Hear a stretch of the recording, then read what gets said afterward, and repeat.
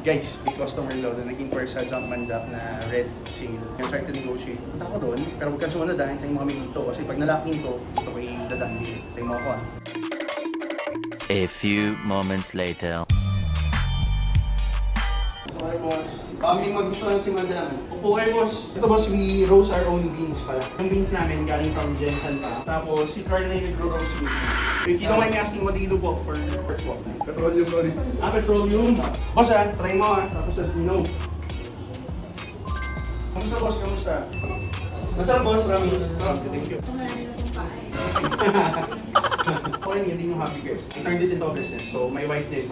May bago ka naman sa batas. I used to be in the corporate world for 14 years. And then, I quit. And then, I started reselling business. Boss, matagal na, hindi mga OG talaga yung may gusto po ito kasi yung mga bagong sneaker hindi masyadong fan ng Nikes or Jordans. Kaya alam ni boss yung ano kasi mga OG rin siya. Mukhang ano, nagdaan ka rin sa Easy Boss, no? Nagdaan mo rin, no? Diba? The first ever pair na nakuha ko nito sneakers. Parang ano pa talaga, parang panahon pa ng J1, yes boss. Pero ang naging dream ko talaga na hindi ko na-buy. Until now, hindi ko na nabili. Pero ang dream pair ko po was the Red Octobers. Yung Air Easy pa. Gusto ko makabili nun pero hindi ko nakabili. Tapos ngayon parang I feel like it's too expensive na para if I buy it now. Kasi hindi na rin, nag-pulbos na rin kasi ilang years ago na. Yun yung OG. Oo boss, yung OG, di ba? Sobrang mahal na yun. Oo boss, sobrang mahal na. Okay na. Okay na boss, sorry mo na. Feeling ko sa coffee, dahil sa coffee no. Di boss, ang na pressure ka lang, huwag talaga na. Matagal maninahan. Oo boss, sa to be honest, good price naman yung sa So guys, nag-deal pala kami ni boss ng 39,000. So this Jumpman Jack, red sale. Wala na kami nito, so huwag na kayo maghanap sa amin nito. Okay boss na lang po. Okay, may kasama. Kasi yung dumating sa akin. Nakabigla na lang may pair. Bili ka na naman. Hindi, bigay lang yan. Kaya ano. Mura lang yun. Pero nakakagulat sa akin. Sa Airbnb sa Japan. Galing si boss, magaling si boss, no? Kung makacheck-in lang namin, pinaabakan pala siya. May dumating na pala.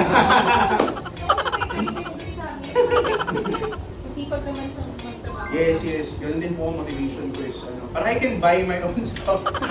I have to sell a certain amount. I also give that my own parang target sa sarili ko na kailangan makagantong sales kami para I get to buy a personal pair this month talaga. Motivation na. Oo boss, para motivation, para mas pagan ko, para makabenta.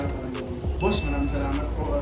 Thank you rin. Pero legit guys, so I was there, so hindi nakita sa vlog, pero I'm gonna give you a little bit trivia dun sa Red Sale. Kasi guys, this is the pair ng Jumpman Jack. Pero kasi limited yung release nito, walang local release for this. Most of the pairs na nag-release were online, pero nag-sold out din online for some reason. For wala pang ilang seconds, sold out na. So it was really hard to get these. Back when I got them, I also paid decent price for this. I didn't get them at retail. I was very transparent with boss din, sinabi ko yung cost ko. So very minimal profit lang talaga. And wala na tayong ma-source yan. So other colorways na lang guys, pag interested kayo, may mana pa tayo.